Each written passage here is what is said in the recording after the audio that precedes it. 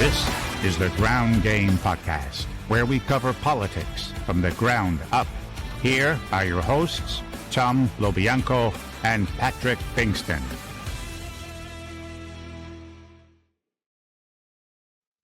From sea to shining sea above the fruited plain, welcome back. This is the Ground Game Podcast. I'm Patrick Pfingsten. Tom is on assignment. We'll hopefully have him back soon. Recording this on Thursday afternoon, about 3 full days after the story broke that the top White House officials discussed sensitive attack plans on Houthi rebels in Yemen earlier this month over the unsecured commercial texting app Signal. It's taken the media by storm, as you can imagine. We'll have a retired Major General in the Army, Bill Enyart, former Congressman as well, to discuss that. He is based in the St. Louis area, and is a guy that I've known a long time and respect very much, and look forward to his thoughts on the. I'm not calling it Signalgate because that cheapens it, I think, but at least on the controversy from what we're seeing. The outrage from the left and those that have any common sense, like a conservative who's not a Trumper like me, and from those that have worked in national security spaces, right? The outrage has been intense. The right, however, the red hats, as with any Trump screw up, have simply just shrugged their shoulders and said, meh, no big deal. When the story came out, it was certainly embarrassing, right? Especially because National Security Advisor Mike Waltz had added Atlantic Magazine editor-in-chief Jeff Goldberg to the group. And because of the way these people who are supposed to handle our most sensitive intelligence information conducted themselves. Listen, I expected, even from these guys, a mea culpa. Right, maybe a head to roll. Then the administration would move on to its next step of taking C4 to the rest of the federal government. But boy, was I wrong. Somehow, the White House response to this story has been even dumber than you could imagine. It's been a veritable clown car of floundering explanations. They immediately called it a hoax, claiming the information wasn't classified. And they attempted to turn the whole thing into the Atlantic is a failing liberal rag and you can't trust them. Donald Trump himself, who surely has no idea what Signal is, claimed the story was a witch hunt because everything is a witch hunt with this guy. All they've done is keep adding fuel to the fire and have helped push the story into the mainstream. They've gone from bad to worse. This story could have been and should have been tamped down sooner. They could have just said, we're not commenting on a national security issue. And it would have died out. Instead, Hegseth and J.D. Vance, the vice president, and the other goofs on the chat seemingly dared Goldberg to release the information that he had seen and that was obviously classified. They accused him of lying about the contents of the chat and insisted that nothing in the chat had been classified. So on Wednesday, what does Goldberg do? He publishes the transcripts. Oops. This is the way of Trump world. Always be on the attack, always deny, always declare victory. This isn't his strategy. It's a state of mind. It's just part of the consciousness now in Republican worlds. But they look dumber and dumber by the day. And are there going to be any consequences for this? Probably not, which may say more in the end about anything. Much more on this with retired Army Major General, former Congressman Bill Enyart. It's time to go in the huddle. So when I have national security questions or armed forces questions, I am certainly a dope. And one of the guys I always turn to is my friend, former congressman, former major general in the Army, former adjutant general of the Illinois National Guard, a guy on the different political side of the spectrum from me, but someone I respect with very much respect. General Bill Enyart joins us. Congressman, General, how are you?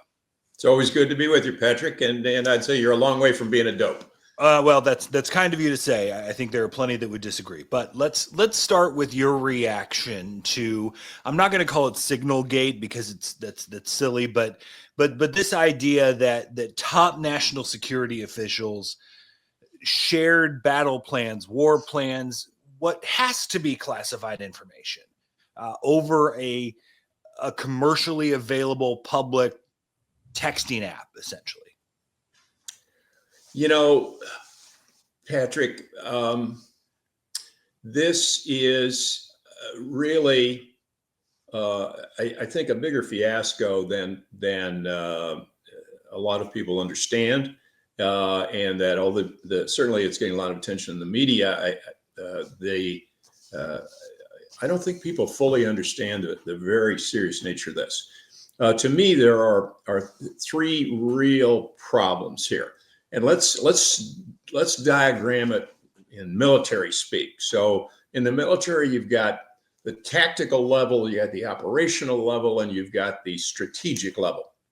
Tactical level, that's soldier to soldier, platoon to platoon, fighter plane on fighter plane sort of thing. So it's right there in the nitty gritty. Operational is a little bit bigger. That's, you get to the general level and you're moving divisions around and brigades and that sort of thing. And the strategic, of course, that's the worldwide focus. So let's look at it from a tactical level. On the tactical level, they could have gotten these pilots killed.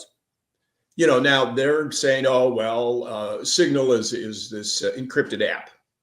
That's right. It is encrypted from end to end. Okay, so from my phone to your phone, it's encrypted, and nobody can break into that, or they can't without a whole lot of technical expertise. But the problem is it's not encrypted on my phone or on your phone. So if you've got some little Chinese bug or some little Russian virus or some little Iranian peeking around there on your phone, some little program, or maybe it's just reporting to Meta or somebody else, that's not secure. This is not a secure app. And what they were talking about were the operational details of when bombs are going to hit. And it's only 3 seconds to figure out, if bombs are going to hit, then the planes must be coming in. So this clearly should have been classified if it wasn't. Hegseth is claiming it wasn't, but clearly it should have been if it wasn't.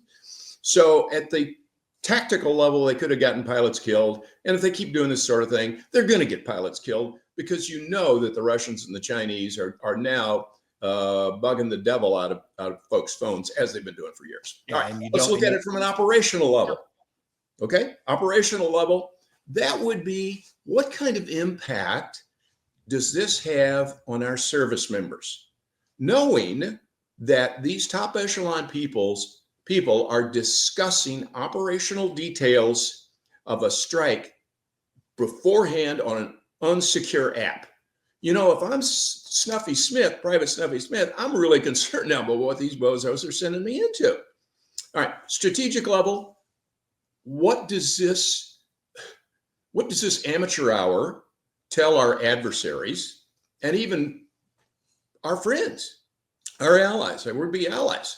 We have the Five Eyes intelligence sharing arrangement with the UK, New Zealand, Australia, and Canada. We all share our intelligence. If you're the United Kingdom or any one of those countries, Australia, are you going to want to share intelligence with folks who then talk about these details on unsecure apps? So this is really a serious impact on our pilots, our crews, our Army, and our international relations. Walk me through how this should work, because, and certainly, like, if you think of the ideal, right? Everybody's in the White House Situation Room. I understand that everybody's spread out. We know some people were spread around the country, were overseas. So maybe that wasn't possible. but certainly the Department of Defense, the State Department, CIA, etc., have more secure options. I mean, these guys travel the world. There have to be secure options to have communications more than something you can just go to the Apple store and get. Absolutely, absolutely. And I don't want to get into too much detail here, but every United States embassy has a SCIF. Every major headquarters has a SCIF. Every operational unit that has a mission that's classified is going to have a SCIF. So, and I don't want to tell you how many SCIFs I had, but let me just say that I was in more than one. So they're available. And certainly when the Secretary of State travels, when the Secretary of Defense travels, when the Vice President of the United States travel, they all have classified packages, that classified communications packages that they carry with them. So it certainly could have been done. And it's not rocket science. And most of these folks, I suspect, were probably in DC while this was going on. I understand the Vice President was in Hawaii, I believe, but certainly they could have gotten to secure comms. Mm-hmm. Yeah, Gabbard was apparently in Asia, and Witkoff was in Russia, though he said he didn't have his phone, which I think opens up another question of apparently, I think we've learned in the last few days that you can put signal on a federal device, even though obviously you can't share anything classified on it. But I mean, and I've most of my reporting is on state government level, and I've done some things on Signal with that, but certainly nothing top secret or classified or anything like that. But what's the standard, at least from your time, whether it was in Congress or in the military, of using a personal device when it comes to handling, and we can talk about the classified part of this, but let's just say for ease sake here, sensitive information. What's the belief? What's the policy? How are these people supposed to be handling sensitive information like this? Well, it's supposed to be handled appropriately, and that would be via government communications devices. Both when I was in Congress and when I was the Adjutant General, well, in fact, prior to being Adjutant General, once I was issued a government BlackBerry, I carried two phones. I carried the government issue phone and I carried the civilian phone wherever I went, whether I was on vacation or I was at the Y working out or I was on my way to the office. I carried two phones. Now, the exception to that would have been when I went into Cuba. I did not take my personal phone because probably for the same reason that Witkoff doesn't have his personal phone in Moscow, and that is you were advised not to because of the break-in attempts by the Cubans.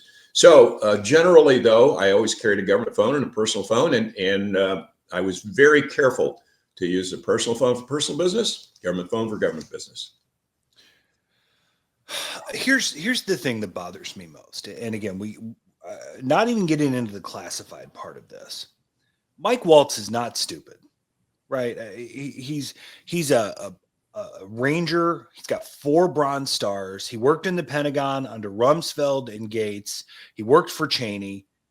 This is a guy who knows the norms. This is a guy who knows how this is supposed to work. You know, even Pete Hegseth, who is wholly unqualified for his job, has certainly had training in the military, even though he served as a junior officer. Tulsi Gabbard served as a junior officer. You know, these guys know how to do this. What the hell were they thinking? Wouldn't that be a wonderful thing to find out? Right? Someone should know. You know, someone should know. Was it sheer arrogance? I don't know. Carelessness, amateur hour.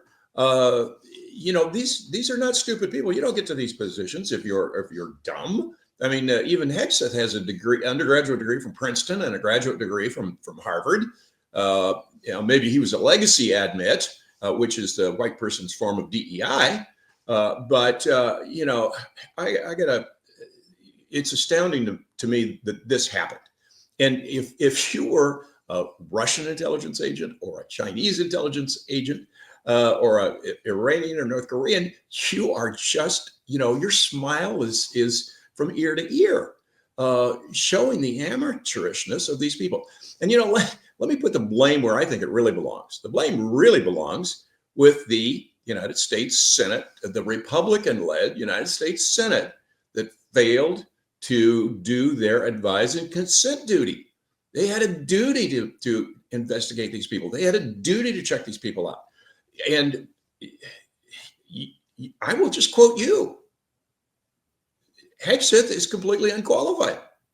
And when you put amateurs into a position like that, we can't afford to have on-the-job training. We can't afford to have internships for people who are sitting in the Secretary of Defense job or in the Director of National Intelligence job.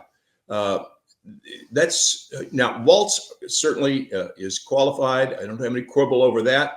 But some of the other folks that have been passed on by the Republican-led Senate, it's absolutely appalling. Well, and that's the beef, right? I mean, Waltz clearly made a mistake by setting up this chat group, right? He set it up. He added Jeff Goldberg. He screwed up. He should face those consequences, right? But he didn't share the details of when the planes were taking off, when the drones were taking off, when they were supposed to hit their targets, where they were supposed to hit their targets, with the idea of equipment and munitions and number of flights, and those the incredibly, and the right is going, the administration, the right, et cetera, there weren't enough details in here to make this a war plan or a battle plan or anything like that. There was sure as hell enough information in there that our enemies, or Iran, who's tied to the Houthis, could certainly have figured some of this stuff out, right? Absolutely. And really directly to the point, Patrick, when I was a junior airman,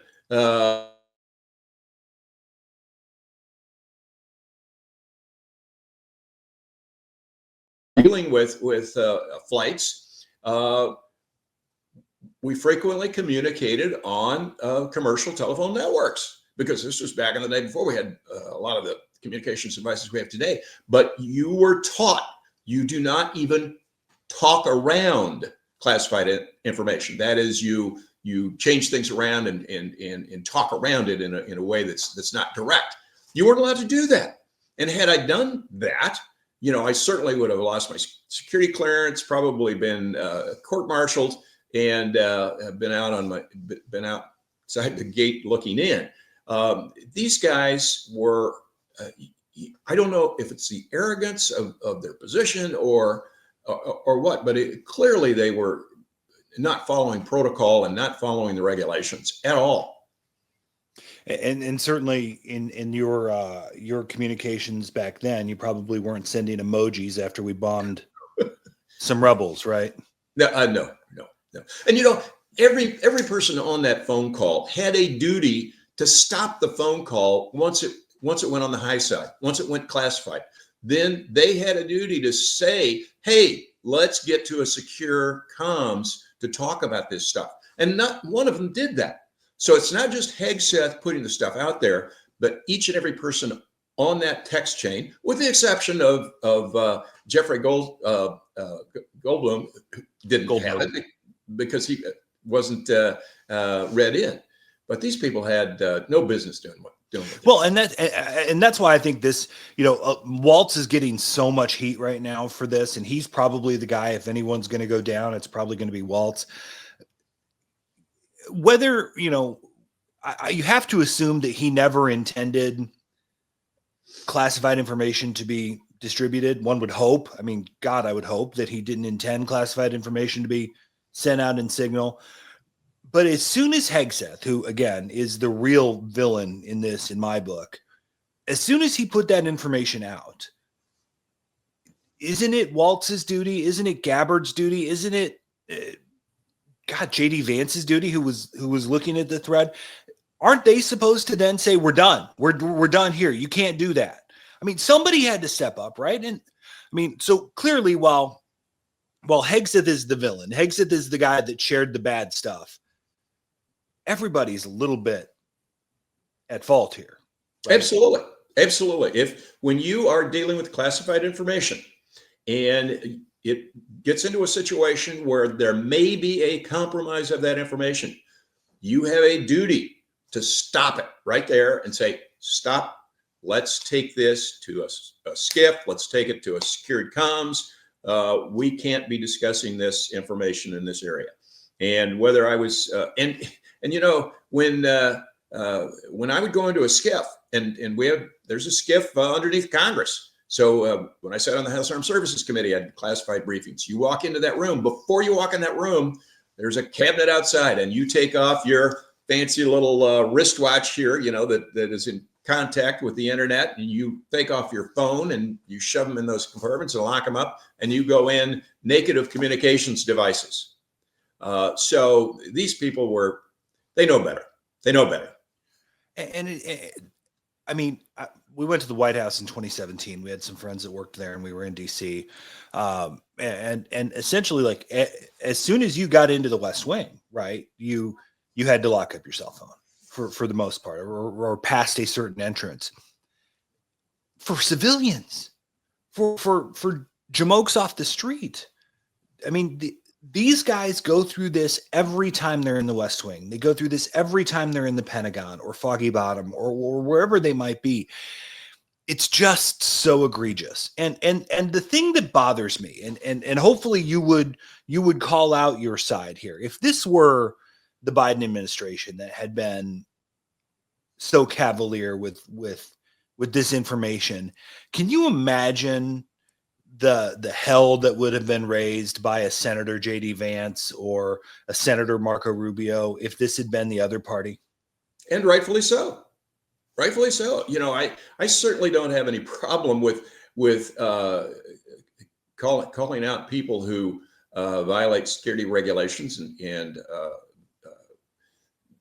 commit these kinds of egregious violations. But you didn't see this happen under the Biden administration or under the Obama administration that I recall. There's much ado about Hillary's emails, but that was all old stuff. It was all old stuff. This is a current ongoing operation that could have gotten fighter pilots killed.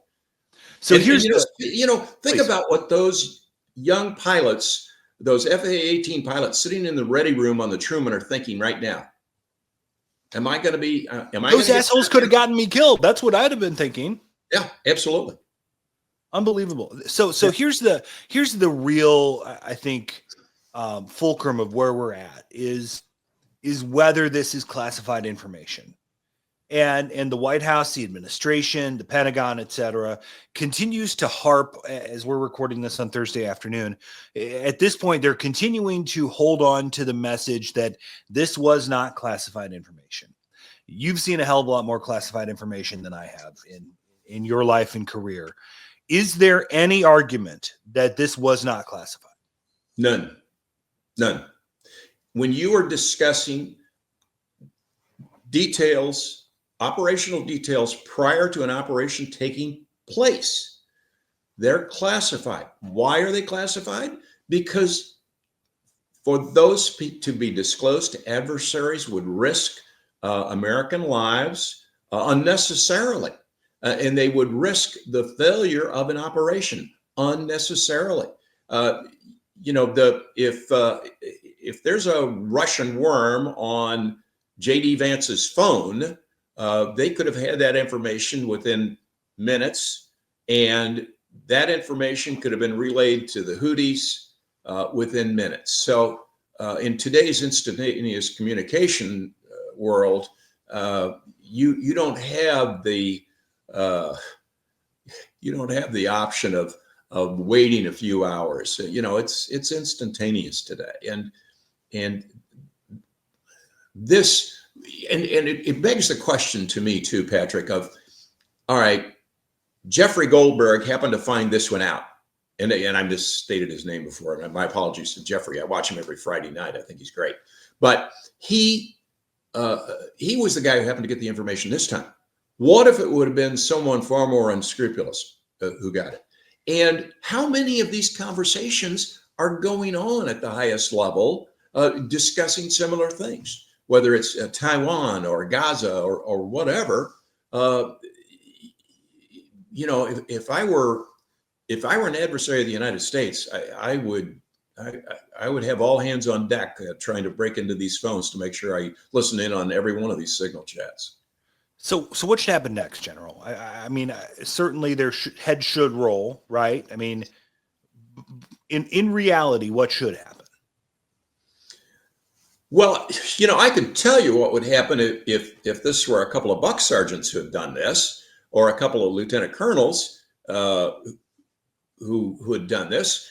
They would immediately lose their security clearances. They would certainly be facing some type of punitive action. And to discuss this type of information on an unsecure messaging app. In my civilian life, I defended people who had security clearances who maybe got a DUI, or I defended a guy one time who got a divorce, and his ex-wife claimed that he had taken classified information home. These people had to go through hearings and fight to keep their security clearances. And if you got a DUI, and you're pretty likely to lose security clearance. I think this is a whole lot more serious than getting a DUI in terms of endangering American lives. I want to see what you think of my theory here. And certainly, I'm a conservative that's been anti-Trump since the start, since 2015. I've been in this fight for a long time now. The thing that maybe didn't scare me about Trump 1 was national security. Having guys like Jim Mattis. Jim Mattis ain't texting emojis, right? That even Tillerson, who, while he wasn't a diplomat, he had connections and understanding around the world, running one of the largest companies in the world, right? Even if it wasn't the right job, there was a sense there that he knew what he was doing. All of those guardrails are gone. It's not Mark Esper, it's Pete Hegseth. This is the real concern. It's not Dan Coates, who is a guy that I know and adore, who was DNI. I sat in his office when he was the senator for Indiana and talked to him over a bunch of important things. I think he is one of the good men in politics, who is DNI. And now you've got Tulsi Gabbard, who may or may not be, but definitely totally is a Russian asset, who's DNI. I mean, these are the fears that about Trump 2.0 in my mind, that at least the guardrails were there the first time around. They're all gone this time. Well, you're absolutely right. And, I said when Hegseth was nominated that he is the most unqualified person to ever been nominated for Secretary of Defense. In my opinion, has not changed. And I think this proves it. And I think that is why I place the blame on the United States Senate and on the Republicans who control the Senate. They should have had the intestinal fortitude to stand up to Trump and do their senatorial duties. And that is to advise and consent and fully check this guy's credentials. And what credentials does he have? Zip. And I can tell you, as far as Tulsi Gabbard goes, Tulsi and I were freshmen in Congress together. And I don't think I'm misstating this, but in the Democratic class, and there were only, 12 or 14 of us, freshman Democrats that year, we all thought Tulsi was a flake. She just didn't have the same focus that the rest of us did. And so the problem is that he's not only, it doesn't have any guardrails. These people actively encourage him. And in fact, I think Hegseth tries to out-Trump Trump. So it's a real problem. Before I let you go, I'll leave you on this. Does the public care? I mean, you've been before voters, right? I haven't put my name on a ballot. I've worked plenty of campaigns, as you well know, but we've seen the things that the public cares about change dramatically over the years. And we've certainly seen that with the Steve Bannon flood the zone with poo mentality of the administration, that it's hard for the public to latch on to something. And even though the media has now spent literally 4 days wall to wall on this, is this something you think the public's going to care about? Well, if Illinois we're in the final 16 or in the Sweet 16. I don't want to talk about it. I didn't think you would, Patrick. I think most Americans live their life day to day, and they're concerned about getting their kids to the soccer game. They're concerned about probably ought to be concerned about, if they're going to buy a new car, how much these tariffs are going to add to the cost of that new car. I know I'm thinking about that. But these a lot of, when you get into international affairs and economics and that sort of thing, these are complex issues. If you don't pay attention to them, or if you're not particularly versed in them, it's hard to follow and frankly can be quite confusing, especially when you have one side saying one thing and one side saying another, and you got some television networks that just blare their own particular brand of the propaganda, and you have to be able to sort through what's real and what's not real. So, but I think this. I know this has gotten people's attention, and I think it's going to keep people's attention. I think the bigger issue for the average citizen in the street is going to be the economy, and with what the economy seems to be doing and seems to be where it seems to be headed. I think that certainly the midterms next year are going to be a rout for the Republicans. And when you have the Speaker of the House saying, well, we can eliminate district courts, we can eliminate judgeships for these judges. This guy's supposed to be a constitutional lawyer. So, the clear attempt to intimidate federal judges is beyond the pale. I think people need to be paying attention, Patrick. Absolutely. He retired as a major general in the Army, served as adjutant general of the Illinois Army National Guard, and served in Congress from 2013 to 2015. And he is the pride of Belleville, Illinois. You often find him on News Nation as well. General Bill Enyart. General, pleasure as always. Thanks so much for your time on a busy day, and appreciate your thoughts as always. Patrick, it's always great to be with you, and I always appreciate the level of discourse that we can get to in these extended sessions. It's a whole lot more interesting to me than a 2-minute or 3-minute segment on TV. Absolutely. Thank you, sir. Take care, buddy. Thanks to Congressman Bill Enyart for joining us, former Major General in the Army, as well as Adjutant General of the Illinois National Guard. Appreciate his time. As always, he's a frequent radio guest of mine. Thank you for taking time to talk through this with us. We hope you'll like us on YouTube, comment, subscribe, share it with your friends, get the word out, help us grow this little channel, this little corner of the internet where we're trying to tell some truth. Appreciate you taking time with us, and we'll talk to you next time here on The Ground Game.